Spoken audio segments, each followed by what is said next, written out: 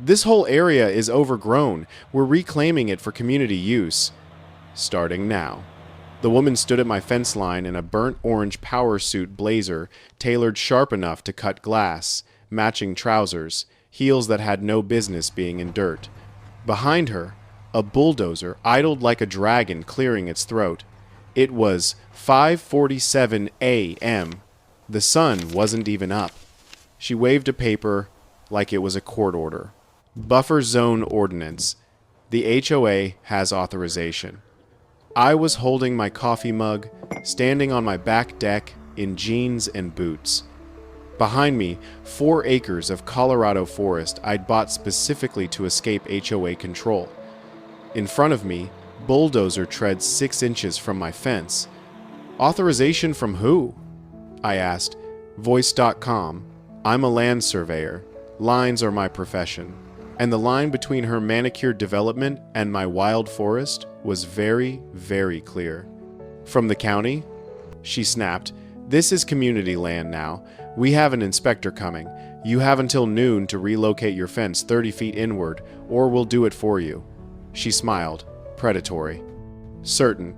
What she didn't know, what she couldn't know, was that my thermal drone had recorded 2 men moving my survey markers last night at 2 a.m., and the footage was already time-stamped, GPS tagged, and backed up to 3 servers. She thought she was taking my land with fake permits and intimidation. She just started a war against someone who literally draws battle maps for a living. We'll see about that, I said quietly, pulling out my phone. The bulldozer rumbled.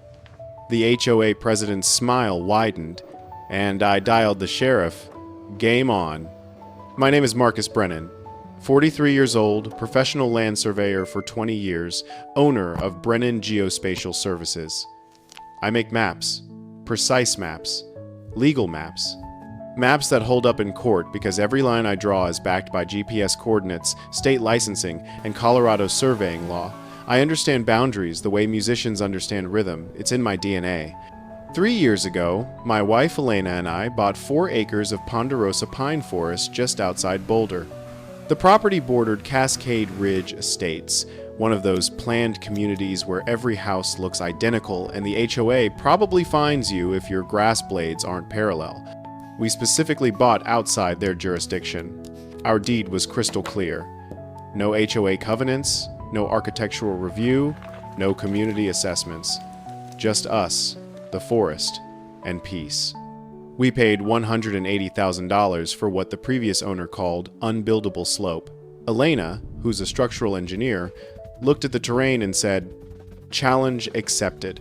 We spent 2 years designing and building our dream home modern, sustainable, cantilevered over the hillside with massive windows facing the Rockies.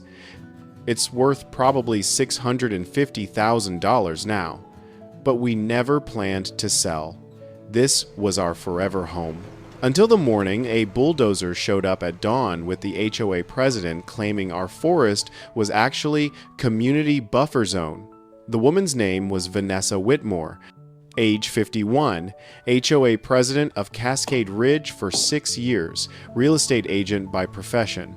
She wore that burnt orange suit like armor, expensive fabric, professional tailoring, the kind of outfit that says, "I have authority and money to back it up." She stood there at 5:47 a.m. on a Tuesday morning in October 2024, perfectly coiffed blonde hair, full makeup, heels sinking slightly into the soft earth near my split rail fence. Behind her, the bulldozer operator, a burly guy in a hard hat who looked like he'd rather be anywhere else, sat in the cab waiting for orders. "Vanessa," I said, keeping my voice level. "Professional. That's a very large piece of equipment. Care to explain what's happening?" Her smile was tight, practiced. "Good morning, Marcus. We're clearing the fire mitigation buffer zone." She gestured at my trees. "My 100-year-old ponderosas. This area is overgrown. It's a wildfire hazard. The HOA voted to reclaim it and install a defensible space meadow for the safety of our 200 families." I blinked, slowly. Let the words process. Reclaim it. This is my property, Vanessa. The buffer zone you're talking about is on your side of this fence. My property line is right there. I pointed at the survey marker, a brass cap set in concrete, installed by me personally, GPS verified to centimeter accuracy. She actually laughed, sharp, humorless. Oh, that's where you're mistaken. The community covenants clearly state the HOA controls fire mitigation standards for the buffer zone. We have county authorization. She waved the paper again. From a distance, it looked official. Legal letterhead, stamps, signatures. I knew with the absolute certainty of someone who reads legal descriptions for a living that it was probably as binding as a grocery receipt. I haven't received any notice, I said calmly. No one from Boulder County has contacted me about clearing my land, so I'm going to ask you nicely, take your equipment and leave. Now. The bulldozer operator shifted uncomfortably. He'd been watching this exchange, clearly sensing the tension. Vanessa's face went from smug to furious in a heartbeat. You can't stop an official HOA action. We control the buffer zone. This work begins today, whether you cooperate or not. That's when I pulled out my phone. We'll let the sheriff decide that. I dialed 911. The standoff was awkward, tense, and very public. Porch lights flicked on in Cascade Ridge. Neighbors appeared in robes holding coffee mugs and phones. Vanessa's opening power play had drawn an audience she hadn't anticipated. The bulldozer rumbled. The operator looked increasingly uncomfortable. I stood on my deck, phone to my ear, explaining to dispatch that someone was attempting to bulldoze my property without authorization. Boulder County Sheriff's deputy arrived 18 minutes later. Young guy, professional, clearly not thrilled about mediating a property dispute before sunrise. He listened to Vanessa's loud, indignant speech about community safety and her county authorization. He listened to my quiet, factual explanation about property lines and deeds. He examined her paper, looked at me. Ma'am, this appears to be an HOA work order. It's not a court order or county permit. I can't authorize you to remove fencing or vegetation on private property based on this? Vanessa's jaw dropped. But the buffer zone, the deputy sighed. The sound of a man who dealt with too many HOA disputes. This is a civil matter, ma'am. If you believe you have rights to this land, you need to take it to court. For now, you need to remove your equipment from this property line. He turned to me. Sir, I'd recommend documenting your property markers clearly. Make sure they're visible and photographed. He gave me a look that was part warning, part sympathy. I have a feeling this won't be your last interaction. Vanessa didn't say another word to the deputy, but as he walked back to his cruiser, she leaned toward the bulldozer operator and said, not quietly enough, the survey line is wrong. We'll correct it. Elena's phone was recording from the window. She caught every word. Vanessa glared at me with pure venom before climbing into her white Lexus SUV and driving away. The bulldozer followed on its trailer. I stood there, coffee cold in my hand, and knew with absolute certainty this was just the opening move. The war began with paper, an avalanche of it. Within a week, our mailbox was stuffed with cream-colored envelopes bearing the Cascade Ridge Estate's crest. Vanessa, having failed her frontal assault, had switched to death by 1,000 cuts. The first citation: unauthorized exterior vegetation, $250. My crime: the wildflowers Elena had planted along our driveway. Next, non-compliant fencing materials, $300. The split-rail fence that had existed for 30 years was suddenly problematic. My personal favorite, visual pollution, $150. Attached was a photo of our property shot from the worst possible angle, making our beautiful modern home look like it was intruding on community aesthetics. Elena was livid. This is insane, Marcus. We're not even in their HOA. They have zero jurisdiction. I know, I said, trying not to smile. It's harassment. She's trying to make life so miserable we either give in or sell. My wife is the calmest, most logical engineer I know. But when you threaten her home, the one she designed and helped build a different side emerges. Well, she picked the wrong family to bully, Elena said, eyes flashing. What's our move? I tapped the pile of citations. She wants to play a paper game? Fine. We'll respond with precision. That weekend, I created my own document. Professional CAD software, official-looking borders, Colorado State Surveyor Seal template. At the top in bold letters, Certified Notice of Property Boundary. Authorized personnel only.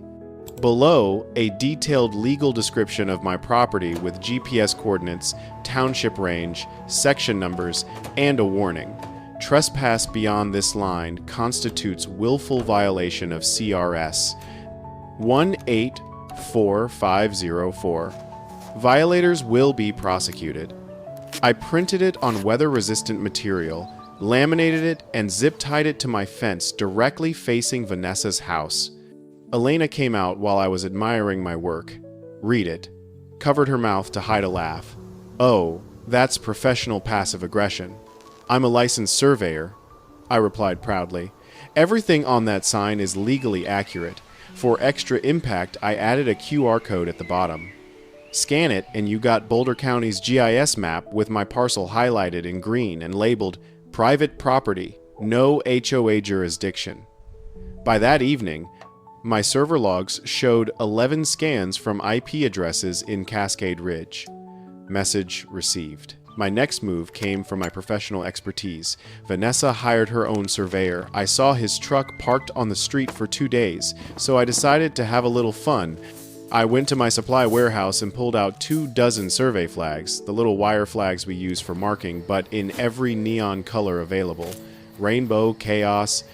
Then at 2 a.m., I went outside and planted them randomly all over my property. A cluster around the mailbox. A smiley face pattern in the front yard. One balanced on top of our garden gnome's hat. The next morning, I watched from my office window as the surveyor stood there, hands on hips, staring at the chaos. He looked utterly defeated. He spent 45 minutes pulling up my decoy flags before he could even start his actual work. It was petty. It was beautiful. But the fun ended when another cream envelope arrived via certified mail. I had to sign for it. Inside was a multi-page document. Mandatory Fire Mitigation Initiative. Legal jargon about wildfire risk, dead vegetation removal, and creek buffer preservation. All things Vanessa had never cared about before. The initiative described a plan to create a defensible space meadow by removing unmanaged forest growth. And the location? My backyard. The initiative was scheduled to begin with a community safety day the following Saturday. They were formally announcing their intention to trespass, dressed up in civic responsibility language. This wasn't about citations anymore. This was a direct threat. I needed to know what they were planning before a crew of HOA volunteers showed up with chainsaws. I'm a land surveyor. I trust data, measurements, proof. I knew my survey markers were exactly where they should be. I'd set them myself using RTK GPS accurate to within 2 centimeters. But what if Vanessa's plan was to simply move them? It was bold, illegal. But nothing about her behavior suggested she was afraid of breaking rules, so I decided to set a trap, a high-tech trap. My work involves more than just walking property lines. I use drones for aerial mapping, thermal imaging for infrastructure inspection, LiDAR for topographic surveys. My pride and joy is a custom DJI Matrice 300 RTK I call the Owl, equipped with a ZenMuse H20T camera that does thermal, wide-angle, zoom, and laser range finding. It can see a rabbit at 400 feet on a moonless night. It's perfect for surveillance. That night, after Elena went to bed, I set up my command center in the living room. Laptop connected to the drone controller. Monitor showing the thermal feed. I launched the Owl from our back deck and sent it to a silent hover 300 feet above the property line. Camera aimed down at the border between my forest and Cascade Ridge's manicured lawns. Then I waited. Coffee, patience, watching the world in shades of white, gray, and black. For hours, nothing. I saw a fox trot through the undergrowth, a glowing white shape. A raccoon investigating someone's trash can. It was peaceful, almost meditative. I started thinking maybe I was paranoid. Then at 2:17 a.m., a new heat signature appeared. A dark SUV engine and tires warm against the cool pavement pulled up with headlights off, parked at the end of my driveway. Two figures got out. They weren't glowing as brightly as animals. Their clothes masked body heat, but they were clear. They moved quickly, purposefully, carrying tools, a sledgehammer, a canvas bag. My heart started pounding. This was it. They walked straight to my property corner. No hesitation. They knew exactly where they were going. I zoomed the thermal camera. They went directly to my survey marker, a brass cap set in concrete. One pulled a tool from the bag, a survey stake puller. With effort, I could see but not hear, they yanked my official, legally registered property marker out of the ground. My jaw clenched. This was real, criminal, documented. They tossed my marker into the bushes like garbage. Then the other one paced off approximately 30 feet into my property and hammered a new wooden stake into the ground. They were literally redrawing the boundary, stealing 30 feet of my land. I recorded every second. The drone was so high, so quiet, they had no idea they were starring in their own crime documentary. They moved along the fence line, repeating the process. Pulled my second marker, installed theirs 30 feet inside my property, then the third. As they finished, one turned his head, looking back toward the street. For a brief moment, his face angled perfectly toward the drone. I switched from thermal to the 4K night vision camera, zoomed in, froze the frame. The image was grainy, but clear enough. I recognized that face. It was Bill Thornton, a contractor. And I knew exactly where I'd seen him. At the last Cascade Ridge HOA meeting, standing next to Vanessa as she introduced him as their exclusive fire mitigation specialist. The pieces clicked together with a sickening snap. This wasn't just Vanessa. This was conspiracy. With drone footage in hand, the game changed. This wasn't about petty citations anymore. This was evidence of criminal trespass, property damage, survey marker tampering, a felony in Colorado. But I knew I had to play it smart. Going to police with grainy nighttime video might not be enough. They'd deny it, claim misunderstanding. I needed to expose Vanessa publicly, in a way she couldn't escape, and she was about to hand me the perfect stage. A few days after my surveillance, a post appeared on Cascade Ridge's community Facebook page. From Vanessa. It featured a photo taken from her back porch toward my forest, shot at the worst angle to make my property look like a dark, threatening jungle. Her post was a masterpiece of propaganda, concern for our community. As you know, the board has been working tirelessly to address the wildfire safety hazard posed by the unmanaged forest area bordering our neighborhood. Unfortunately, the owner of that property has refused to cooperate with our community-wide fire mitigation efforts. He seems to believe his individual desires outweigh the safety of 200 families. Due to the seriousness of this threat, I am calling a special emergency meeting for all homeowners this Thursday evening at the clubhouse. We will vote on funding the necessary buffer zone improvement project. Please attend. Make your voice heard. She was painting me as a reckless threat, building public support for her land grab? Perfect. The meeting was open to adjacent property owners. She wanted a mob and a mandate. I wanted a projector and evidence. Thursday evening, I put on a button-down shirt and walked to the Cascade Ridge clubhouse. I could feel stares as I entered. Vanessa had done her job well. I was the villain. The room was packed. Vanessa stood at a podium, radiating authority in that burnt orange suit again, her signature armor. She launched into her speech. Fire danger. Property values. My refusal to be a good neighbor. She pointed me out. And here he is, Mr. Brennan himself, come to witness democracy in action, the room murmured. A few glares in my direction. I stood. Vanessa, may I say something? My voice was calm, clear. She looked surprised, but gave a magnanimous wave. Of course, we value open discussion here. She thought I'd argue, make a scene, prove her right. I walked to the front. I don't need to say anything, but I do have a short video I'd like to show everyone about this fire mitigation work. I held up a thumb drive. I saw panic flicker in her eyes, but She was trapped in front of the whole community she couldn't refuse. She reluctantly nodded to the AV tech. A moment later, the screen behind her flickered to life. Not my messy forest, but eerie black and white thermal footage from the owl. The room went silent. They watched two shadowy figures creep onto my property at 2 a.m., saw them yank survey markers from the ground, saw them hammer new ones 30 feet inside my property line. The footage was silent but damning. Then I switched to the 4K color camera, zoomed in on the contractor's face. "Does anyone recognize this man?" A few gasps. Someone in back. "That's Bill, the fire mitigation contractor." The room shifted instantly. Whispers became murmurs. People looked from the screen to Vanessa. Her orange suit suddenly looked less like armor, more like a target. Her face went pale. The plastic smile evaporated. She'd been caught in front of everyone she was trying to impress. But Vanessa Whitmore was not the type to surrender. Cornered and humiliated, she doubled down, grabbed the microphone, voice shaking with rage. This is edited footage. Fake. This man is a liar trying to obstruct legitimate community safety work." Her eyes locked on mine with pure hatred. "The fire mitigation project proceeds as scheduled this Saturday. And this time, a county fire inspector will be there to ensure full compliance." She just escalated from neighborhood dispute to official government enforcement. Saturday morning arrived gray and tense.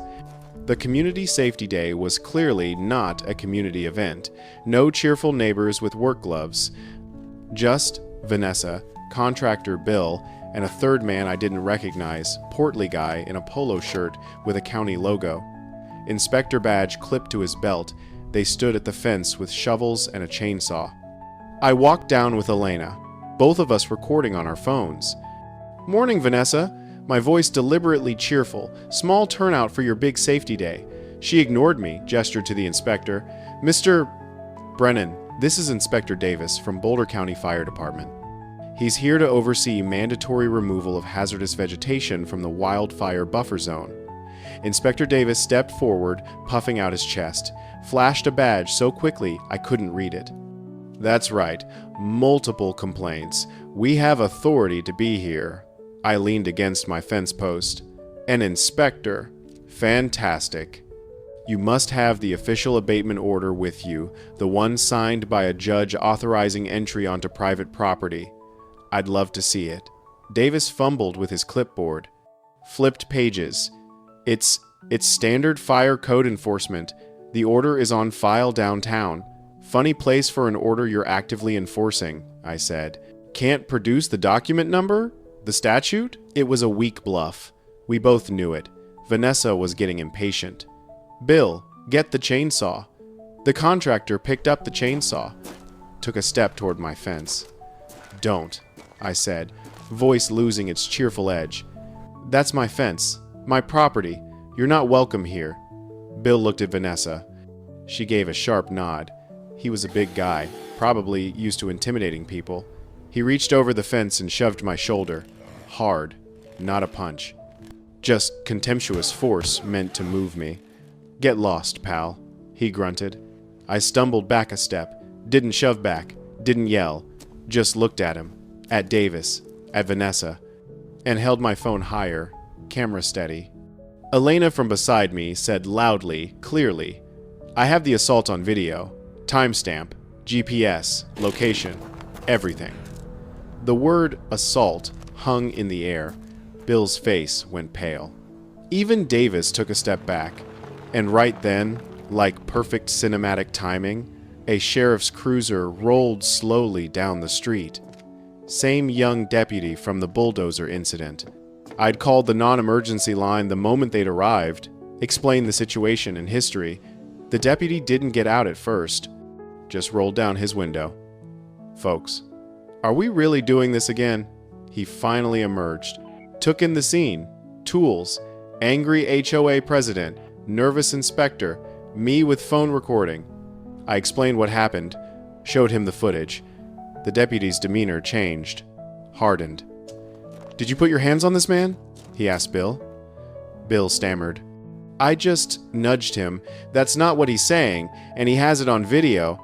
The deputy turned to Vanessa. Ma'am, I told you this was a civil matter. It's now criminal. I want you and your associates off this property line. Do not return. Do not contact Mr. Brennan. If I come back today, someone leaves in handcuffs. Vanessa started to protest. But I have authorization. I don't care if you have a note from the governor. Leave. Now. They gathered their tools, defeated and furious. As they retreated, I knew this wasn't over. Vanessa would find another angle. Next time, she'd bring more than a fake inspector. The shove was a turning point. No longer passive aggression. They'd escalated to physical contact and corrupt officials. Elena and I transformed our home office into a war room. Our dining table became command center. I started by pulling every document related to our property. The original deed, the professional survey I'd conducted, the GPS coordinate files. I took the official plat map to a print shop, had it blown up poster size, and hung it on the wall. Our battlefield map. Next, I processed the drone footage. Spent an entire day in my office using professional mapping software to create a digital overlay. I synced the drone's GPS data with the official survey. The result was damning. I could show with centimeter precision the exact location of my legal property line versus the fraudulent stakes they'd planted red. The red line swallowed a 30-foot strip of my land. I created a simple animation, anyone could understand it. Then I went out with UV reactive paint and a black light. I carefully painted a unique symbol on each of my real survey markers, the ones I'd recovered from the bushes. Filmed myself doing it with a news broadcast playing on my phone in the background for timestamp verification. If they tried swapping markers again, a black light would reveal the fraud instantly. While I worked the technical angle, Elena tackled the legal research. Vanessa kept screaming about buffer zone ordinances, so Elena spent hours in Boulder County's online records reading dense municipal code. She found it. The Wildfire Mitigation Buffer Zone Ordinance. Sounded impressive, but as she read the fine print, she started grinning. The ordinance mandating a 50-foot defensible space around certain properties had been passed in 2019, and it contained a very specific grandfather clause. It applied only to new construction and subdivisions established after 2019. Our property had existed since the 1990 seconds. We were completely exempt. Vanessa wasn't enforcing law. She was twisting it, counting on people not reading the actual code. Elena printed the entire ordinance, highlighted the exemption clause in fluorescent yellow. We were building a fortress of evidence: the deed, the survey, the drone footage overlay, the UV-marked stakes, the ordinance exemption. Each piece was a brick in our defense wall. But we felt something was missing: the why. We had proof of what they were doing, but not definitive proof of the conspiracy's motive. The breakthrough came late one night. Elena was doing deep research online, not on ordinances, but on people. Cross-referencing names, business registrations, public records. She started with contractor Bill and his company, Thornton Fire Mitigation Services. Sounded established, professional. But when she pulled its state business registration, she found it had been incorporated only 8 months prior. Odd for a company with an exclusive HOA contract. Then she saw it. The registered agent, the person legally responsible for the company, not Bill Thornton, the name listed, Susan Whitmore. Residential address in Denver, Susan Whitmore, Elena said slowly. Whitmore, that's Vanessa's maiden name. She pulled up Vanessa's social media, scrolled back through years of photos, found one from a family reunion. Vanessa arm in arm with another woman, caption reading, "Best weekend with my amazing sister Sue." Susan Whitmore. The contractor's company was registered to Vanessa's sister. This wasn't just a land grab, it was about money. Vanessa was funneling HOA funds to her own family through a fraudulent contract. We finally had the thread that could unravel everything. The discovery that Thornton Fire Mitigation was a shell company owned by Vanessa's sister changed everything. Now we had motive. embezzlement, but proving it required someone inside who'd seen the books. I thought of Arthur Chen, the HOA treasurer, quiet, nervous accountant who always seemed to shrink when Vanessa spoke. He looked like a man who hated confrontation, perfect puppet, but also a potential weak link. I found out where he got coffee every morning, a local place downtown, away from Cascade Ridge's prying eyes. I accidentally ran into him in line. Arthur Chen? Marcus Brennan. He looked up, startled, eyes darting around. Oh, yes. Hello. His voice was tight. Can I buy your coffee? I wanted to ask you something. Just a minute. He was too polite to refuse.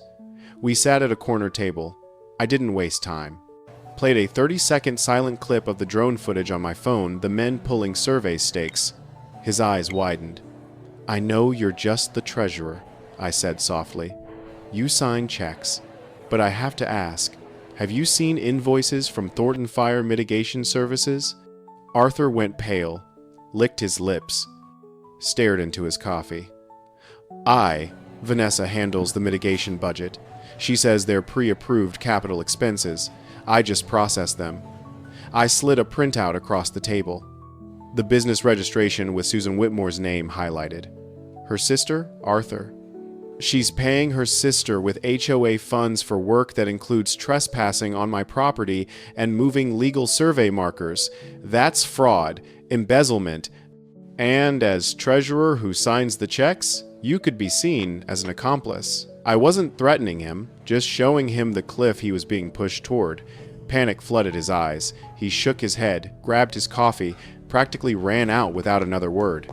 I thought I'd failed, scared him off.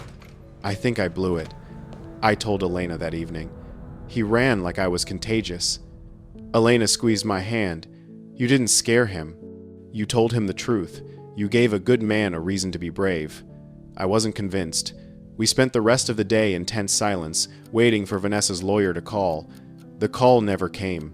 But the next morning, when I opened my mailbox, a small object fell out. A thumb drive.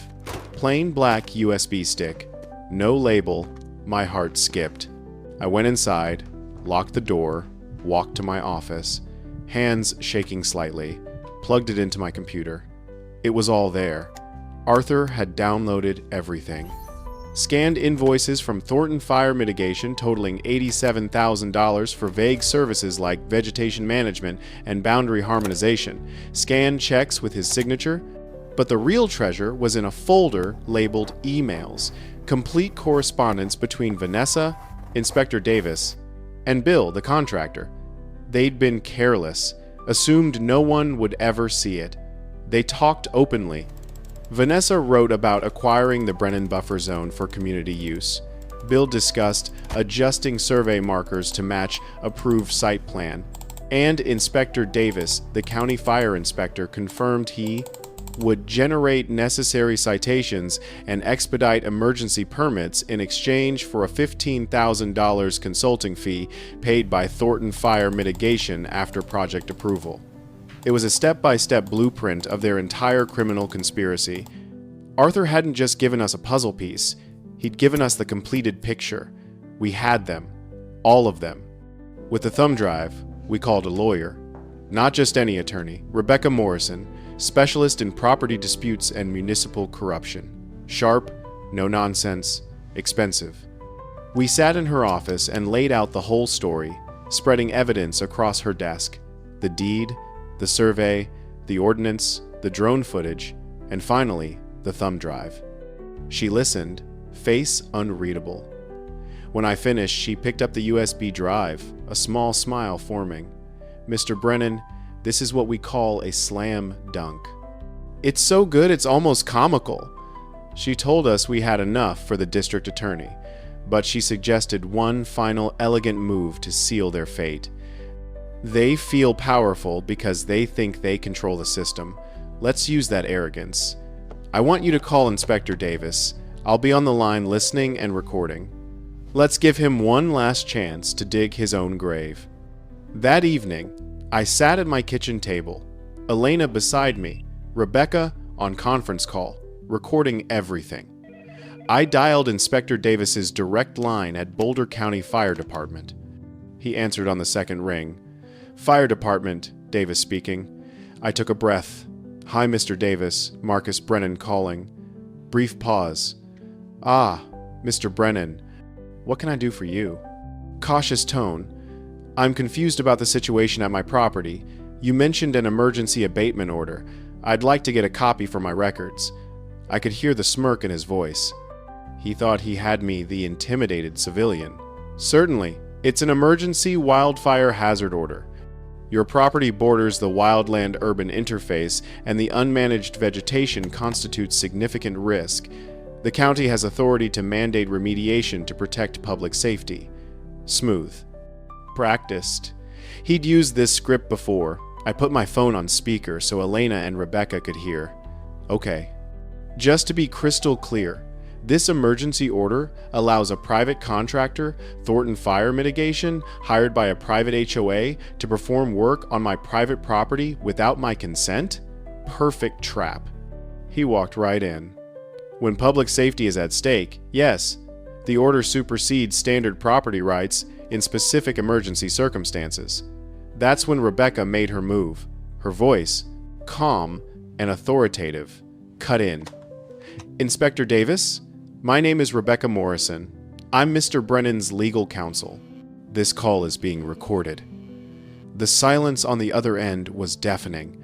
I could picture Davis freezing at his desk, color draining. Rebecca continued, voice like ice. You mentioned a specific emergency order. Could you provide the statute number granting you this authority? And the docket number for the judicial order signed by a judge as required for any action on private property? Pin drop silence, papers shuffling frantically. Davis stammered, it's standard procedure. I don't have the file in front of me. You don't? Rebecca asked with mock surprise. But you were so confident moments ago. Surely an inspector of your experience would know the legal basis for emergency orders. Davis was trapped. He couldn't name a statute or docket number because they didn't exist. It was all fabrication. After 10 seconds of painful, incriminating silence, he cracked. I have another call. He hung up. We sat there, dial tone buzzing from the speaker. Elena let out a shaky breath, started laughing. Pure relief. We had him. His silence was confession. Then, not even 2 minutes later, my phone rang. Caller ID, Vanessa Whitmore. I looked at Elena, grinning, answered, put it on speaker. I didn't even say hello.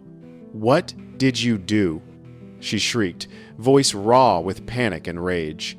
What did you say to him? And just like that, she'd confirmed everything. Admitted with her own hysterical words that she and Davis were conspiring. The conspiracy was no longer secret. It was a recorded, self-confessed fact. Vanessa's panicked call was the final piece. They knew we had them, and cornered animals are dangerous. For about a week, silence, eerie silence. No letters, no angry calls, no sightings of that orange suit. I knew it was the calm before the storm. I upgraded defenses. Installed motion-activated floodlights and additional cameras along the entire fence line, all feeding to hard drives in my office. If anything moved on my property, I'd know instantly.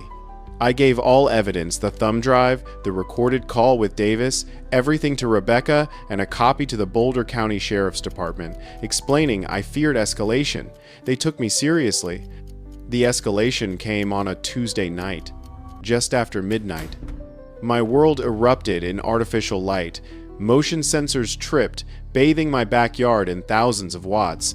I was out of bed, pulling on boots. Elena was already on the phone with 911. They're here, send everyone. I looked out the window, my stomach dropped. A massive flatbed truck parked on the street. A bulldozer bigger than the first one rumbling down the ramp, headlights aimed at my forest. This wasn't subtle anymore. Brute force. Clear the land under darkness, deal with consequences later. But there was something new. 2 men in cheap black windbreakers with private security stenciled in white. Vanessa had hired muscle. They positioned themselves to block access, create a barrier, stop me from interfering. The dozer operator climbed into the cab. Engine roared. I ran onto my deck, phone recording, yelling into the night. "Get off my property! Police are on the way!" One security guy laughed. "Private matter, buddy. Go inside." He and his partner formed a line. They thought they were in charge. They were wrong. In the distance, sirens. First one, then two, then three. This time, it wasn't a single deputy. 2 squad cars came in hot, lights flashing, painting the street in strobing blue and red. They screeched to a halt, boxing in the flatbed. 2 deputies jumped out. A larger, stern-looking officer, Sergeant Stripes, exited the second car. The security goons tried playing tough. Puffed chests. Hands up. "Whoa, officers, civil dispute. We're keeping the peace." The sergeant didn't break stride. "You're on private property in the middle of the night with a bulldozer attempting to intimidate a homeowner. That's criminal conspiracy. Get on the ground, both of you. Now." They hesitated. Bad move. Deputies were on them instantly. Professional. Efficient. Both face down on pavement, cuffed, before they knew what happened. The bulldozer operator wisely killed the engine, hands visible in the cab, over in less than a minute. The desperate, clumsy plan collapsed. Then, as if on cue, a luxury sedan came speeding down the street. Slammed to a stop. Door flew open. Out stormed Vanessa Whitmore in silk pajamas and fury. "What is going on?" she demanded, striding toward the sergeant. "I hired them! This is perfectly legal! We're performing emergency!" She stopped mid-sentence. The sergeant had turned to face her. He didn't raise his voice, didn't argue, simply held up a small plastic evidence bag. Inside, the thumb drive Arthur had given me. "Ma'am," the sergeant said, voice calm but carrying full weight of law, "I think you know what's going on. We've listened to your calls, read your emails, seen your invoices." He pulled out handcuffs. "Vanessa Whitmore, you have the right to remain silent." Her face, illuminated by flashing police lights, crumbled. The mask of the powerful HOA president dissolved into the face of a common criminal caught red-handed. The aftermath wasn't dramatic courtroom battle. It was quiet, methodical dismantling of Vanessa's empire. With the mountain of evidence, drone footage, emails, recorded calls, midnight conspiracy charge, there was no trial. Her lawyer advised taking a deal. Same for Inspector Davis and Bill, the contractor. Sentencing day was gray and anticlimactic. We sat in the back of the courtroom, watched as Vanessa, dressed in a plain gray suit instead of burnt orange power armor, stood before the judge and pled guilty. No outbursts, no defiant speeches. She just looked small, defeated. The judge didn't hold back. Massive fines for conspiracy and fraud, restitution to the HOA for every penny funneled to her sister's shell company, and the most beautiful part, lifetime ban from serving on any HOA board or community association in Colorado. Her reign officially over. Inspector Davis, fired from county job, lost his inspector's license, faced his own fines for corruption and abuse of authority. Career in public service finished. Bill, the contractor and the security guards, probation, community service, Thornton Fire Mitigation Services dissolved. We were also granted a permanent restraining order. They couldn't come within 500 feet of us or our property. The line was no longer just on a map, it was enforced by law. But justice wasn't just punitive, it was restorative. Cascade Ridge HOA, now under new, humbled leadership, was found liable for harassment. The residents, furious their dues, funded a criminal enterprise, voted in an entirely new board. As part of settlement, the court ordered the HOA to pay for ecological restoration of the area along our fence, where bulldozers had damaged ground and vegetation. The judge stipulated the environmental firm had to be approved by me. I spent a delightful week interviewing companies, finally choosing a group specializing in native Colorado ecosystem restoration. Months have passed. The new HOA board sent us a welcome basket and handwritten apology. The sound outside now is the quiet work of restoration crews carefully planting native grasses and wildflowers along the boundary. The new fence, stronger than the old one, is a clear, undisputed marker of where our world begins. Sometimes late at night, I walk onto the back deck. The floodlights are gone, no longer needed. The only light comes from moon filtering through ponderosa branches. I listen, no rumbling engines, no angry shouts, just whine through trees, distant owl calls, the peaceful sounds of a forest at rest. My forest, my land. It turns out that proof, when you gather enough of it, is stronger than power or bluster or burnt orange suits.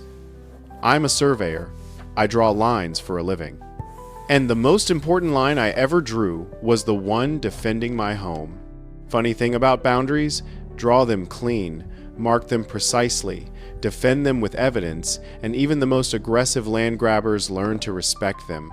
And a clear line on a map, when you're willing to stand behind it with GPS coordinates, drone footage, and irrefutable data, is a beautiful thing.